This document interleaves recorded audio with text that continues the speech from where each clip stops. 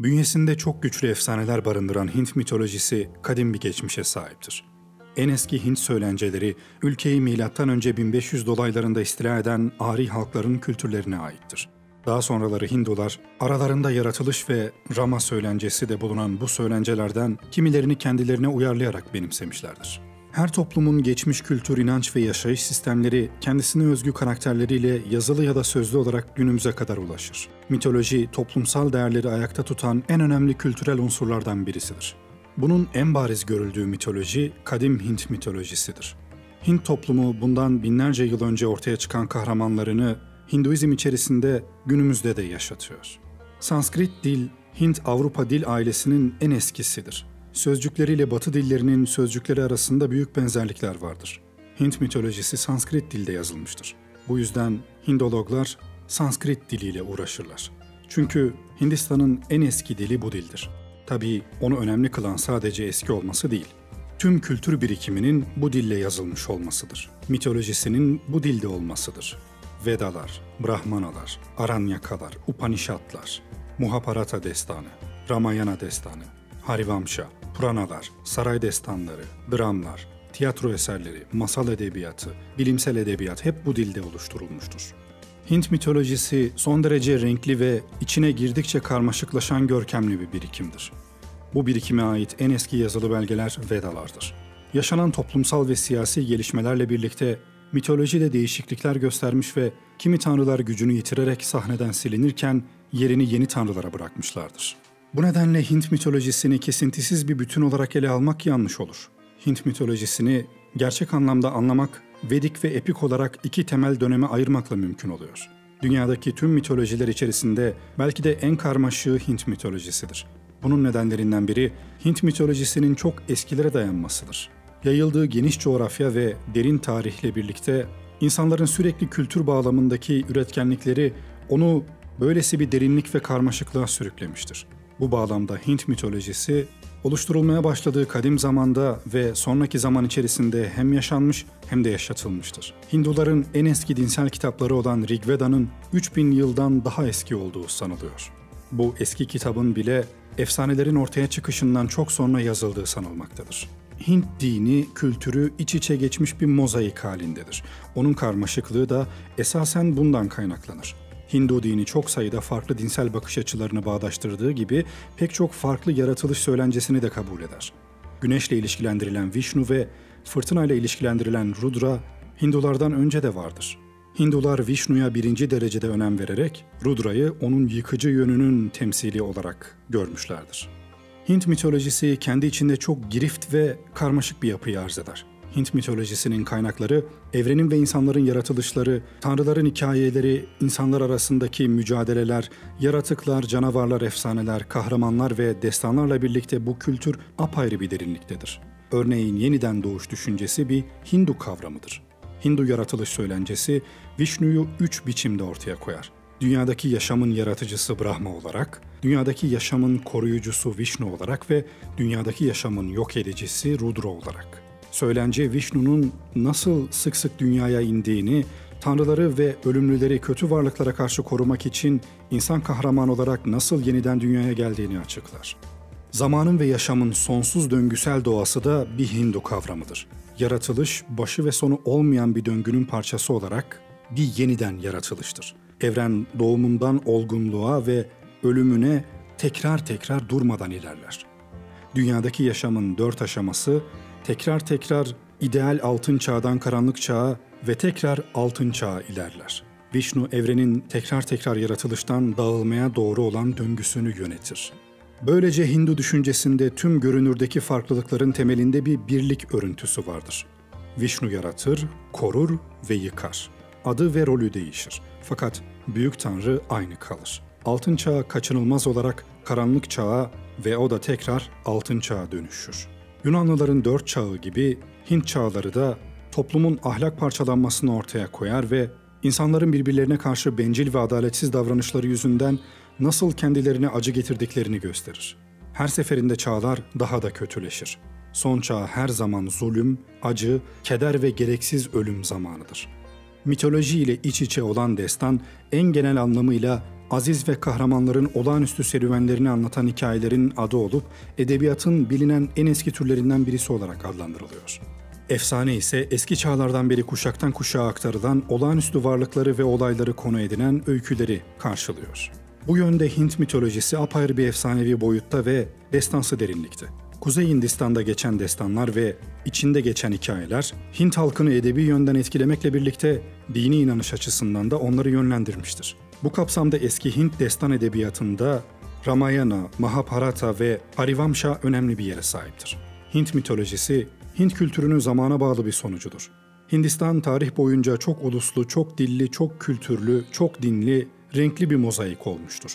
Bu da demografik yapının en belirgin özelliğidir. İşte bu çok uluslu özellik, kültürlerin karışmasına ve karışan bu kültürün de zengin bir mitoloji meydana getirmesine sebep olur. Çok karmaşık gibi görünen Hint mitolojisinin ana kaynaklarına bakıldığı zaman aslında birbirine karışmış görünen tanrı, tanrıça ve kavramların nasıl doğduğu ve nasıl evrimleştiğini rahatlıkla gösterir. Hint mitolojisini oluşturan kültüre ait en eski maddi bulgular, M.Ö. 2500 yıllarına kadar inmekte ve Indus Vadisi coğrafyasının en eski uygarlığına kadar uzanmaktadır.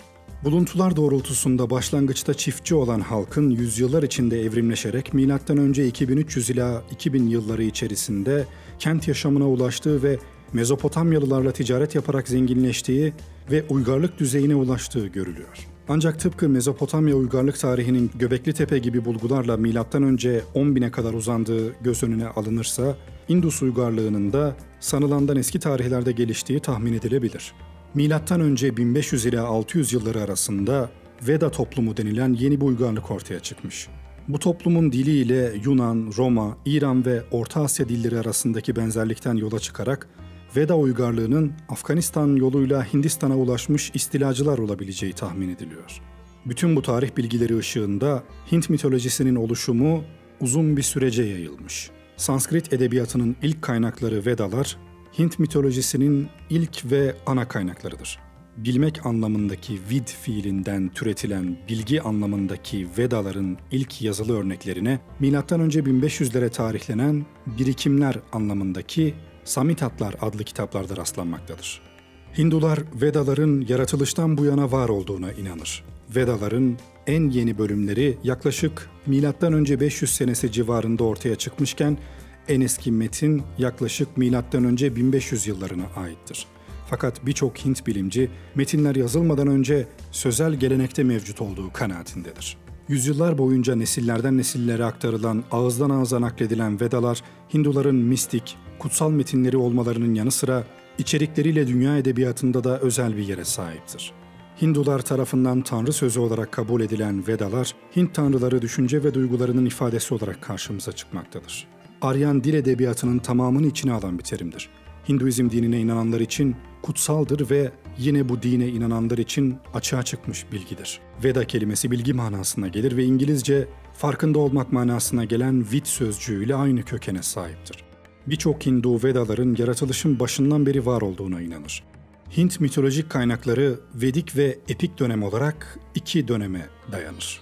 Vedik dönemde Hint mitolojisinin ilk kaynağı Vedalardır. Rig Veda'da adına ilahiler sunulmuş olan tanrılar ya da adı geçen tanrılar, tanrıçalar ve aşağı yaratıklar Hint mitolojisinin çekirdeğini oluştururlar.